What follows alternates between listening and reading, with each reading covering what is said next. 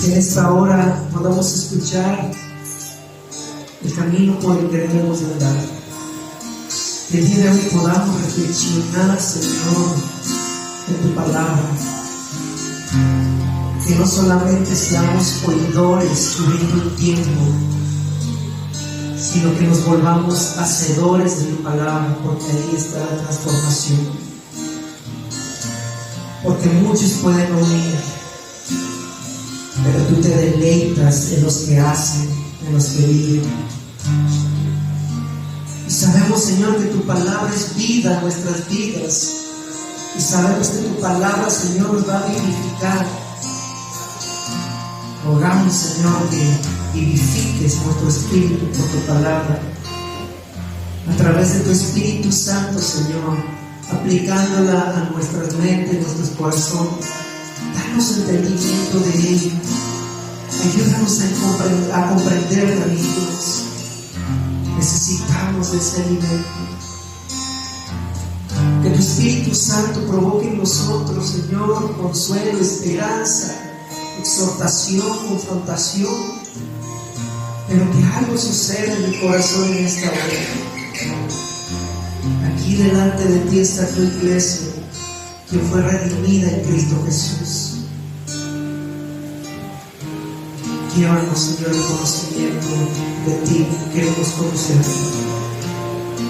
Disponemos nuestra mente para que sea renovada, nuestro corazón para que sea transformado, y así vivir la vida que a ti te agrada. Toma mi vida en tus manos, Señor, y que solamente sea el instrumento tuyo en esta hora, portavoz, porque a ti es toda la honra y toda la gloria, porque tú eres el que habla en esta hora, Padre. Gracias te damos en el nombre de tu Hijo Jesús. Amén. Que el Señor les bendiga, hermanos. Es un gozo poderlos ver en esta hora. ¿Está bendecido?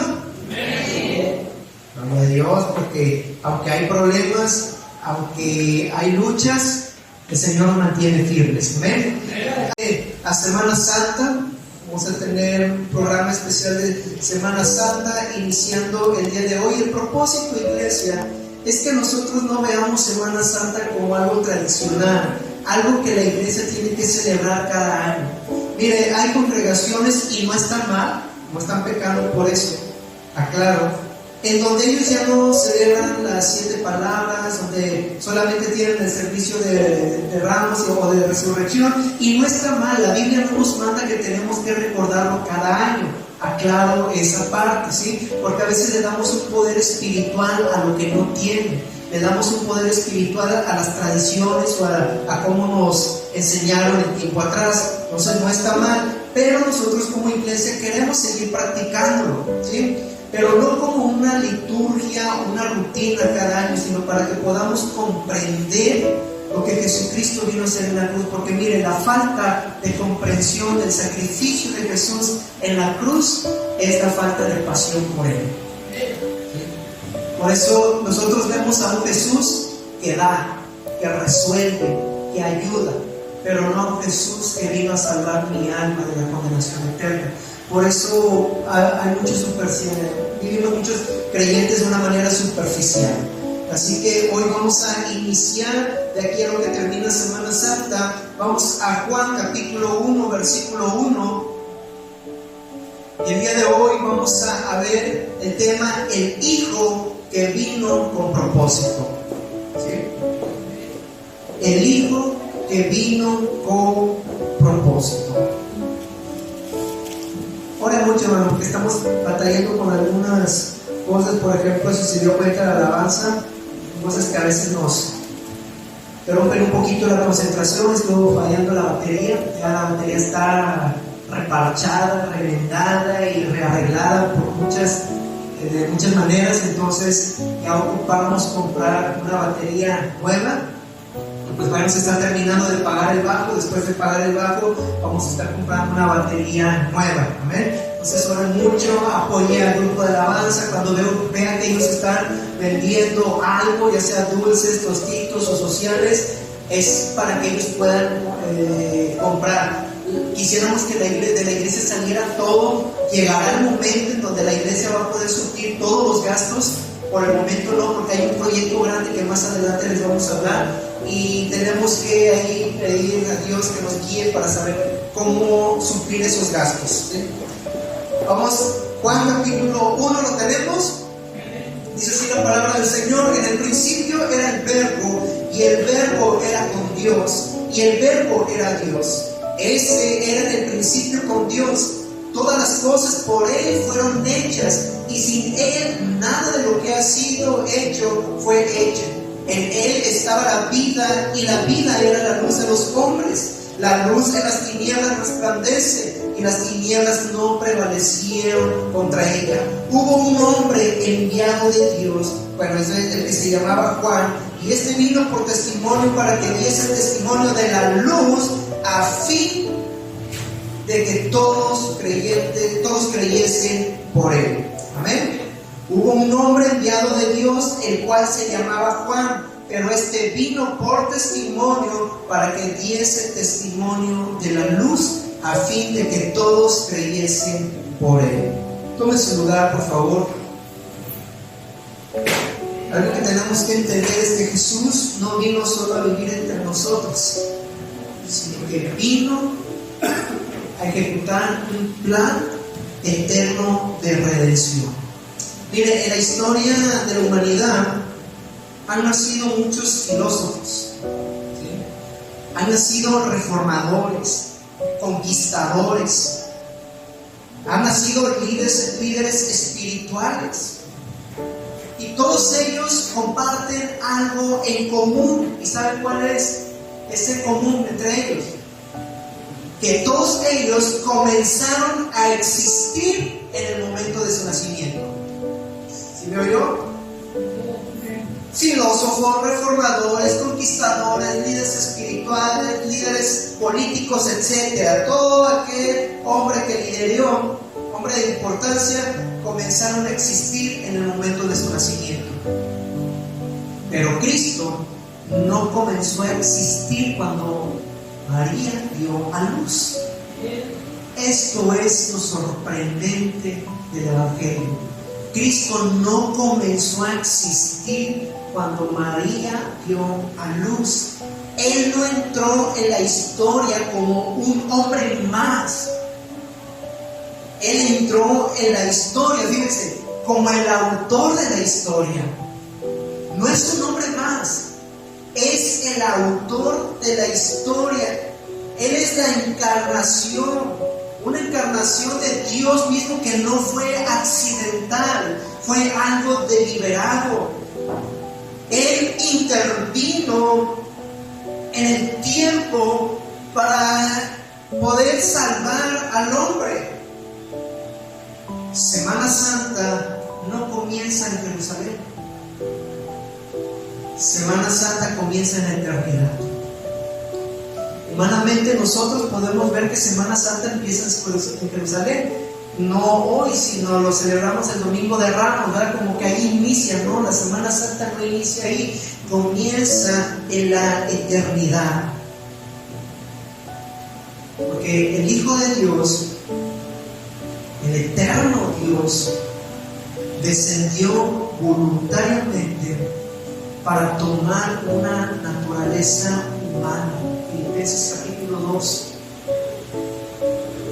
con el propósito de poder cumplir la redención por medio de su muerte, sustituyéndonos a nosotros mismos. Sí estamos entendiendo. Intervino para redimir al hombre, tomando nuestro lugar. Murió por causa de nosotros. Un inocente muriendo por culpables. ¿Quién hace eso el día de hoy? Aún se dice que el amor de una madre es el más grande amor que se puede reconocer humanamente hablando, pero con todo respeto a mis hermanas, yo sé que aman a sus hijos, los aman con todo su corazón hasta que envejecemos. Muchos siguen teniendo bebés de 40, 50 años, pero el amor de una madre se queda así de corto al inmenso amor que tuvo Dios por nosotros y Cristo Jesús. Cuando nosotros vemos el sacrificio de mamá o papá, a lo mejor de niños no lo vemos tanto, pero ya cuando vamos tomando conciencia, vamos entendiendo el sacrificio de ellos, ¿verdad? Como que empezamos a sacrificarnos por ellos, a darles cuando están nuestras posibilidades. ¿Por qué? Porque ellos se sacrificaron por nosotros. Bueno, no es en todos los hijos, hay hijos ingratos, pero los hijos que saben reconocer el esfuerzo de papá y mamá viven para ellos cuando ellos son ancianos ya. Si nosotros aprendemos a reconocer el sacrificio de Jesucristo, ¿sabe qué va a pasar? Vamos a vivir el sacrificio diario, como dice Pablo en Romanos capítulo 2, versículo 1, delante de Él. Ese es el propósito, que podamos entender que la Semana Santa no es un día más, no es una semana más celebrada en cada año. Jesús vino con un propósito específico. Y eso es lo que nosotros necesitamos entender el día de hoy, que Él tuvo un propósito. Por eso se llama el Hijo que vino con propósito. En el principio era el Verbo, y el Verbo era con Dios, y el Verbo era Dios. Juan deliberadamente está usando el mismo lenguaje que usa en Génesis 1:1. Antes de que existiera la materia, el espacio e incluso el tiempo, ya existía el Verbo. Y la palabra lo que nos está diciendo es que Él ya tenía una existencia eterna e independiente. No estaba sujeta como cada uno de nosotros. No fue creado por alguien. Como por ahí hay una mujer que está predicó tiempo atrás de que Dios fue creado por Elión. No sé cuántos lo escucharon. La cuatridimensión, algo así hablan. En donde Dios fue creado, un ser supremo creó al Padre, al Hijo y al Espíritu Santo. No, eso es una mentira. Es una mentira. Él existe desde la eternidad y es muy independiente de todas las cosas. El texto no dice llegó a ser. Como dice, era el Verbo. Es decir, que Él no fue creado por nadie. Él no evolucionó como muchas cosas han ido evolucionando a través del tiempo. Él no emergió de repente, no. Isaías 9:6 lo llama Padre Eterno. En Miqueas 5:2 declara, dice que sus salidas son desde los días de la eternidad. ¿Qué nos está diciendo el apóstol Juan en este versículo? Nos está diciendo que Cristo no está sujeto al tiempo. Él no fue creado por nadie. Su existencia es independiente de todo. Él ya existía, siempre ha existido. El tiempo es el que está sujeto a Cristo. Veamos al inicio. Cada uno de esos hombres tuvo un inicio, su nacimiento, su concepción, su nacimiento. Jesucristo no, humanamente tal vez, pero no. Jesucristo ya existía desde la eternidad. En Colosenses 1:17 dice, y Él es antes de todas las cosas. Es decir, Él es antes del polvo de la tierra. Él es antes de Adán. Él es antes del pecado. Él es antes de todas las cosas que nosotros podamos entender, podamos ver. Y esto nos va a ayudar a reconocer que Cristo no solamente fue 100% hombre, sino que también es 100% Dios. 100% hombre, 100% Dios. Nos habla de una existencia eterna. Nos habla de una comunión eterna con el Padre, y el Verbo era con Dios. En la expresión griega nos quiere decir que tenía una relación cara a cara, como el Padre con su Hijo. Una relación como un padre con un hijo cuando está platicando, cuando está jugando, cuando lo está observando. Hay una intimidad, ¿sí? Eso es lo que significa la palabra y el verbo era con Dios. Es una expresión que nos indica intimidad. No podemos entender esta intimidad hasta que nosotros vemos el dolor que siente Jesús en la cruz del Calvario cuando dice: Dios mío, ¿por qué me has desamparado? Recordemos que ese momento fue el momento donde todos los pecados cayeron sobre la persona de Cristo, todos los pecados de la humanidad fueron sobre de Él, fue hecho maldición por nosotros. A muchos no nos gusta decir eso porque sentimos que ofendemos a Cristo, pero veamos lo que dice la Escritura: Él fue hecho maldito por cada uno de nosotros. Vean la gravedad del pecado. Fue hecho maldición por nosotros y por lo tanto como el Padre, como Dios que es santo, no tiene comunión con el pecado. ¿Qué fue lo que pasó? Una separación, porque el Hijo estaba cargando todos los pecados, mis pecados, sus pecados. ¿Por qué me has desamparado? Ese es un grito de angustia, es un grito de dolor, de desesperación. Una eternidad, no sabemos cuánto, pero una eternidad cara a cara, con una relación íntima. Todavía cuando en su humanidad tenía tiempos de comunión con el Padre, el hecho de que ella estuviera habitando entre los hombres, entre los seres humanos, no quería decir que ella había roto su comunión con el Padre. La palabra nos dice que él iba, después de un largo día de trabajo, y se iba allá lejos, ¿a qué? A orar. Era una comunión que tenía con el Padre diariamente. Esto nos revela, iglesia, que la encarnación no fue un intento de solucionar una crisis, sino que fue una decisión nacida de parte de Dios, de parte de la Trinidad. Así como cuando escuchamos hagamos al hombre, está actuando la Trinidad. De la misma manera la Trinidad está actuando con una decisión divina, deliberada. ¿Para qué? Para que fuese enviado Jesucristo como el Salvador del mundo.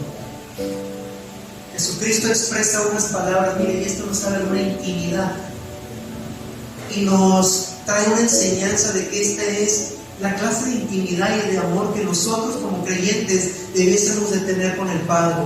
En Juan capítulo 17, versículo 24, Jesús expresa estas palabras: me has amado desde antes de la fundación del mundo.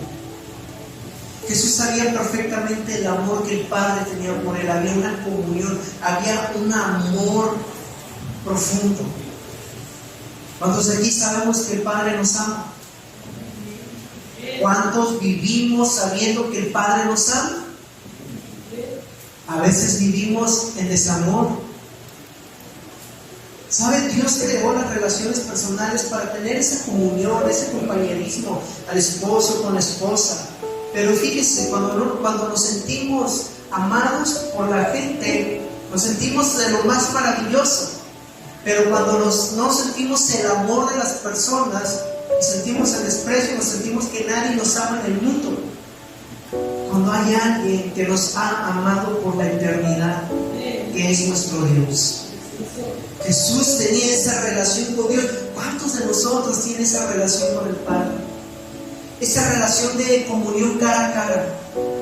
¿Cuántos de nosotros saben perfectamente que el Padre le ama y por lo tanto puedo vivir con una identidad de hijo amado?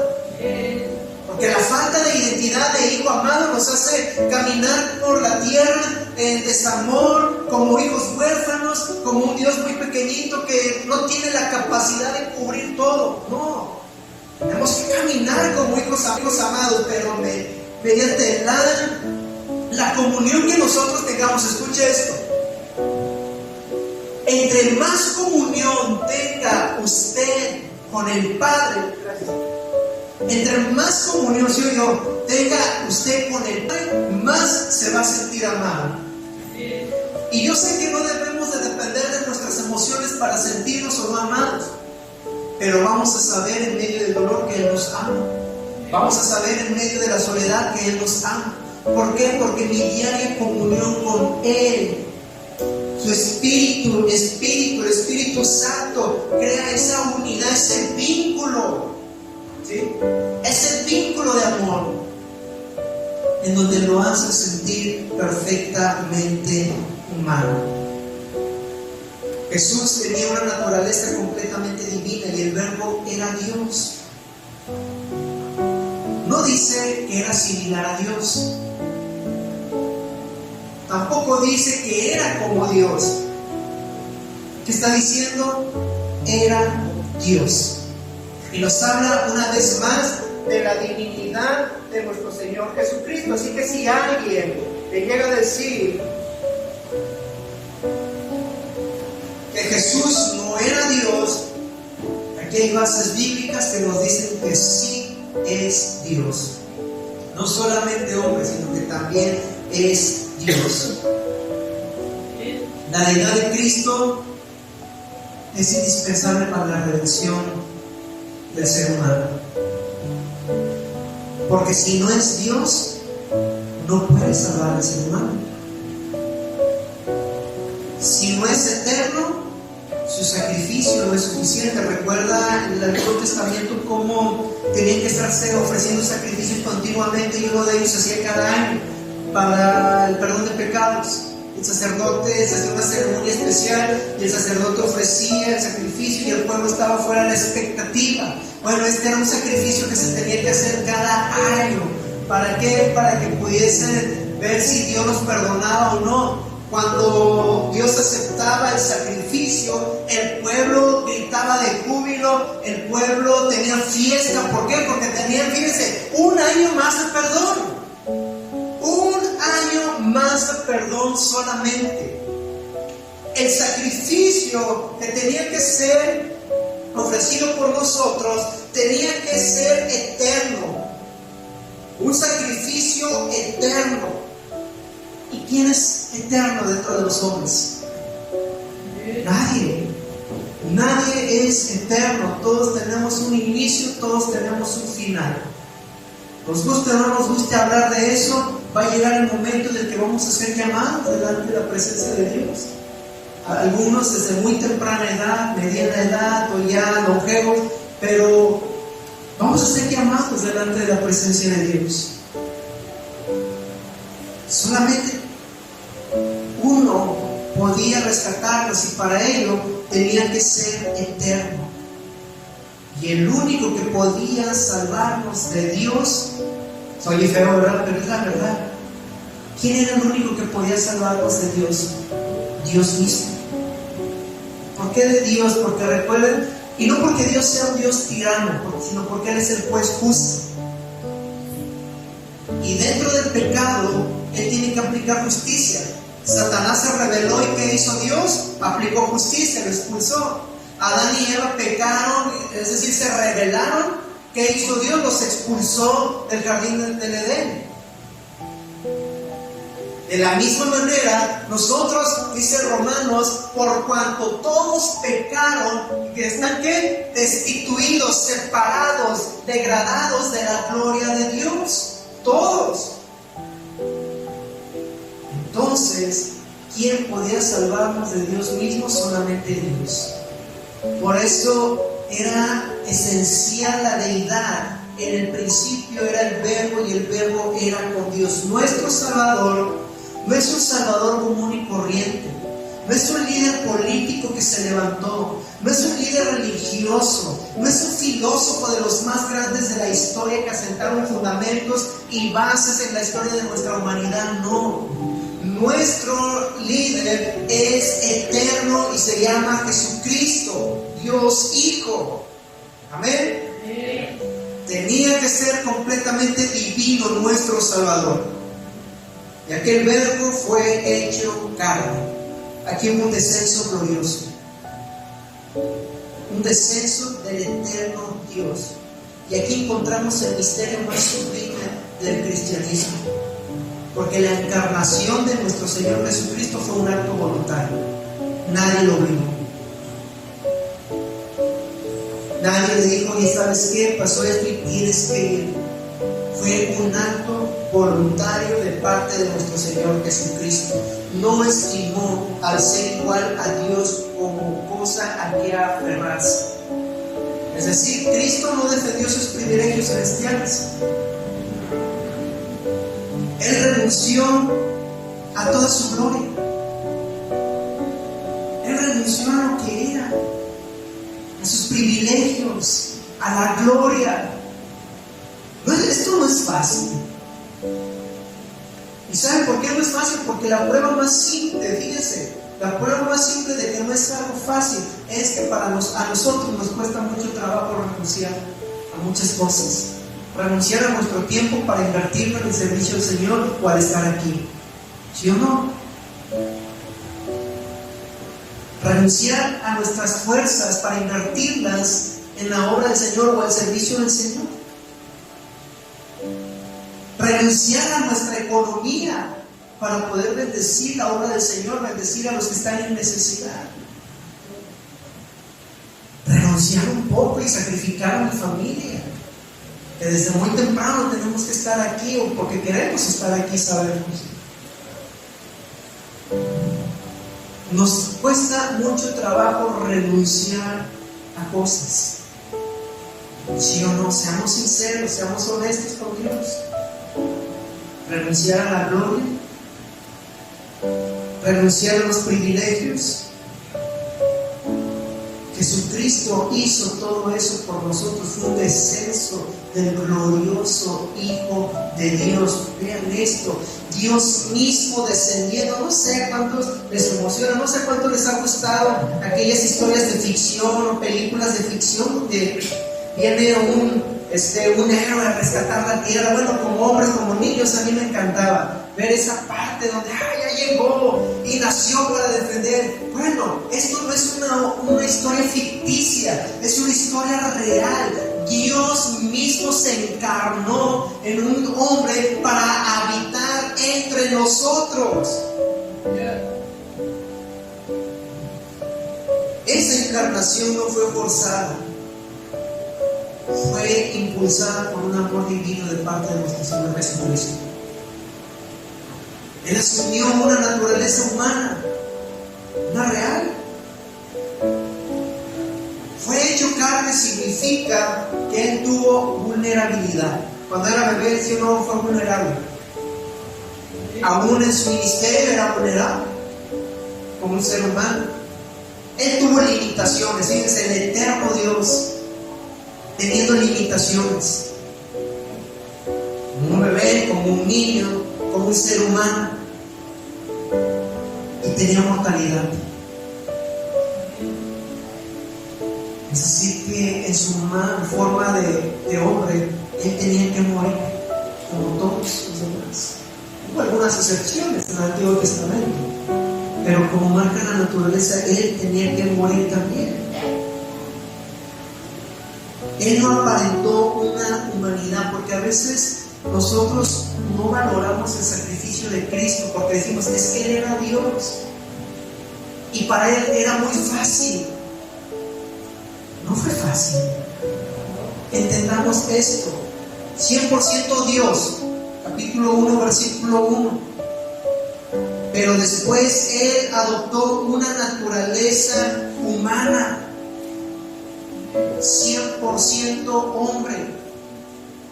Tuvo nuestras debilidades, tuvo nuestros sufrimientos, tuvo hambre, tuvo frío, tuvo sed.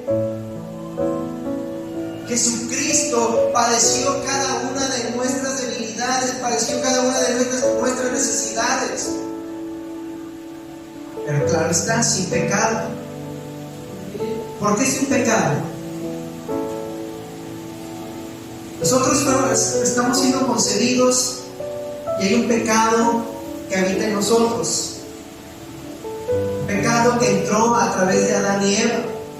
Y a través de ese pecado, cada uno de nosotros, en su momento, o los que están sin Cristo, nacen con un pecado. Aún hay pecado en nosotros. Bueno, Jesucristo no fue concebido por un hombre. No intervino el ser humano. Fue concebido ¿por quién? Por el Espíritu Santo. El Espíritu Santo sembró la semilla en María.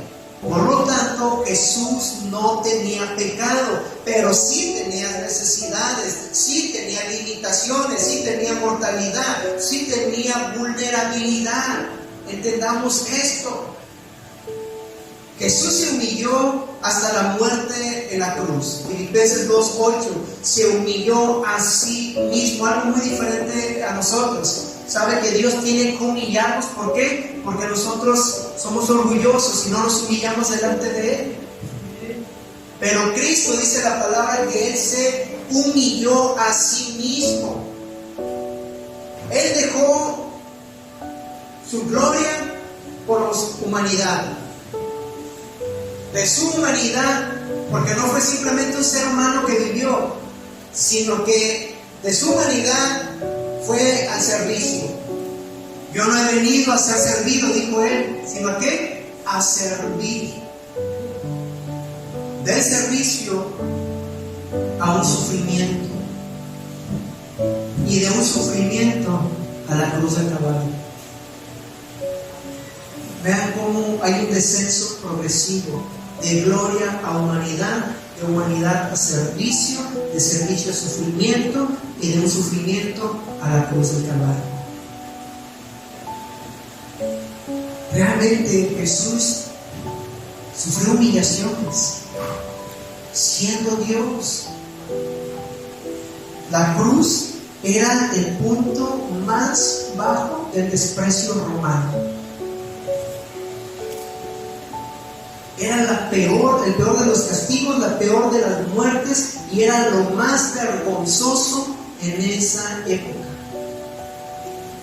Y el eterno Dios, llamado Jesucristo, aceptó esa vergüenza pública. A veces nosotros no queremos aceptar ni una torcida de boca, ¿verdad? Cuando nos voltean los ojos nos sentimos ofendidos y ya no queremos nada.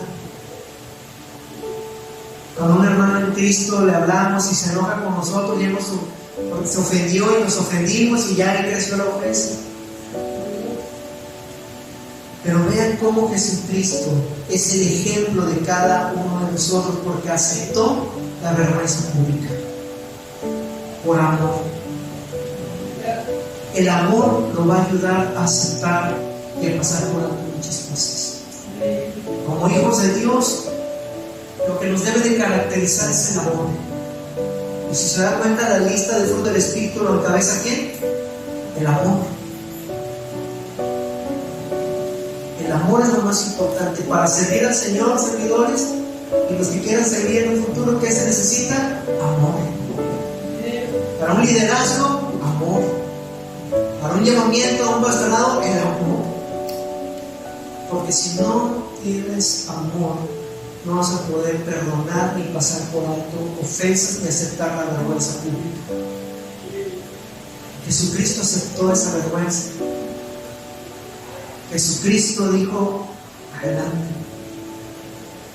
No se detuvo ante el Padre cuestionando, pero es que me van a hacer, pero es que me van a traicionar. No, Jesucristo sabía perfectamente lo que iba a pasar y Él así descendió voluntariamente. La humildad de Cristo como enseñanza espiritual, ¿sabe qué nos deja? Que esta humildad confronta nuestro orgullo, ¿sí o no? A veces nos sentimos superiores a Cristo para no perdonar. Nos sentimos superiores a Cristo para no pasar por algo. Nos sentimos superiores a Cristo para seguir adelante y no estar batallando, que a veces pudiéramos decir con personas. No somos superiores a Cristo. Cristo es superior a nosotros, nos confronta con su humildad. Hay un propósito de redención, un plan eterno que se iba o que estaba siendo ejecutado. Desde la caída de Adán, de Eva, el ser humano siempre ha buscado su propia solución, su propia salida. Cuando ellos pecaron, desobedeciendo y comiendo de ese fruto, se escondieron, pero se hicieron una vestimenta ¿de qué? De hojas, cubriendo ellos su propia culpa. Ellos hicieron. Pero Dios, desde ese momento, antes de que diera la primera promesa mesiánica hablada, lo que Él hace es que dice que los viste de pieles de animales. ¿Qué tuvo que haber pasado para que ellos tuvieran piel de animal? ¿Dios la creó en el momento por arte de magia? No. Tuvieron que ser sacrificados los animalitos para cubrir el pecado de Adán y Eva. Había un plan de redención ya dado por nuestro Dios. La encarnación no fue el fin, fue el medio, porque Él vino como un cordero designado. Juan 1:29 dice: he aquí el Cordero de Dios. Él es la imagen pascual y sacrificial para el perdón de pecados. Primera de Pedro 1:20 dice: Él estaba destinado desde antes de la fundación del mundo para esto. Ya había un plan para redimir al ser humano.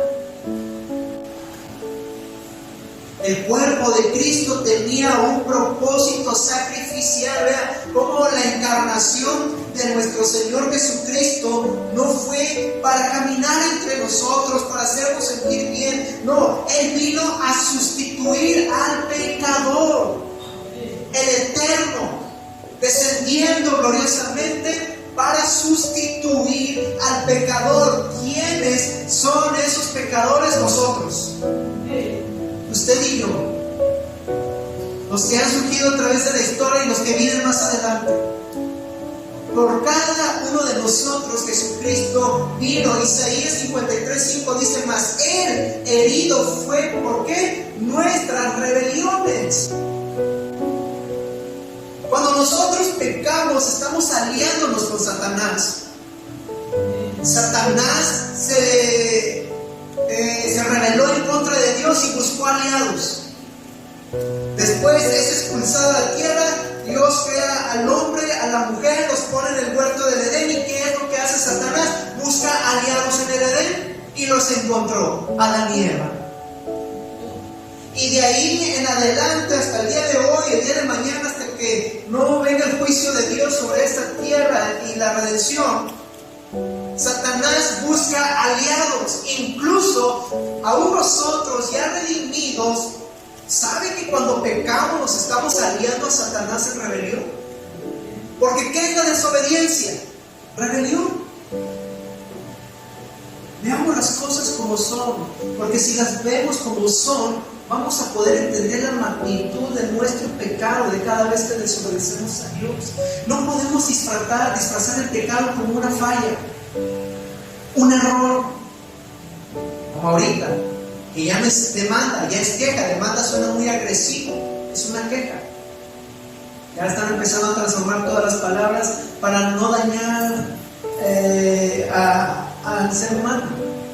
Como iglesia no podemos cubrir, decir una pequeña falla, no, es pecado. Cuando nosotros desobedecemos la palabra de Dios ante el consejo que Él nos da aquí, cuando la lee en su casa, cuando la oye en YouTube, claro, predicadores de sana doctrina, o la radio, predicadores de sana doctrina, cuando usted y yo desobedecemos esa palabra, así es, nos estamos rebelando contra Dios y aliándonos con Satanás. Eso es el pecado. Y Cristo lo que hizo fue sustituirnos, porque nosotros éramos y somos dignos de condenación. Al que no conoció el pecado, por nosotros lo hizo pecado.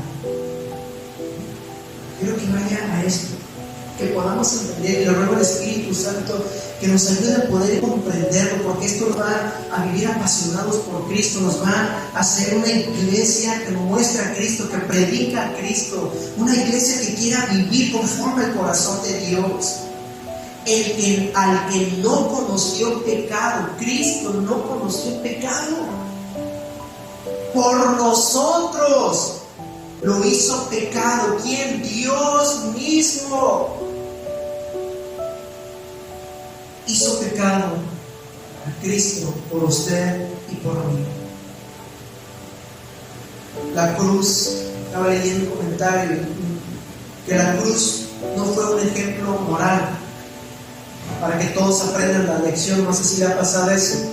Las orejas de burro eran para que todos aprendan la lección, el castigo para que los demás aprendan la lección, el reporte o suspensión en el trabajo para que todos aprendan la lección. La cruz no fue un ejemplo de moralidad para que todos aprendan la lección, no. La cruz fue, decía este comentario, fue una sustitución penal. Una sustitución penal. Usted y yo ya estamos condenados, directo al juicio. Pero Cristo, en su perfecto amor, viene y se pone en nuestro lugar y dice: no, yo voy en su lugar, yo tomo su culpa, yo asumo la responsabilidad de sus pecados. Miren cómo es el mediador entre Dios, el juez justo, santo, y los hombres. Jesucristo es el mediador, es el que está interviniendo, el que se pone al frente y dice: tómame a mí, toma mi vida en lugar de la de él o de la de ella. Cada uno de nuestros pecados están en Cristo, fueron llevados por Cristo.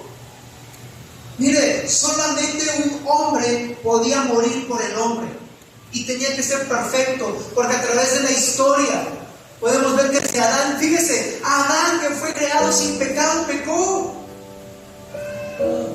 ¿Entendemos eso?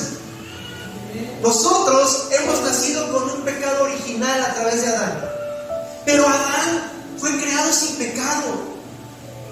No había pecado en él, sin embargo pecó. Si Adán, que fue creado sin pecado, pecó, todos los demás de ahí en adelante no podían dejar de pecar. Solamente un hombre santo, perfecto, podía tomar el lugar en nuestra representación. Alguien 100% hombre. ¿Quién fue ese hombre? Jesucristo.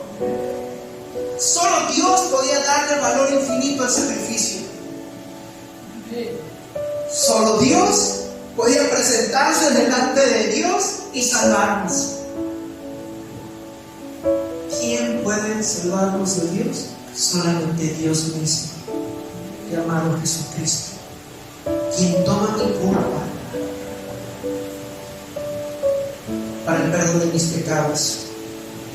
Jesucristo vino a reconciliar al hombre con Dios. El propósito del Hijo, Romanos 5:1, justificados pues por la fe. Todo aquel que crea en Él será salvo y dejará de ser condenado. Todo aquel que crea en Jesucristo. Efesios 2:14 dice que Jesucristo es nuestra paz. La encarnación de nuestro Señor Jesucristo restauró lo que el pecado rompió, comunión.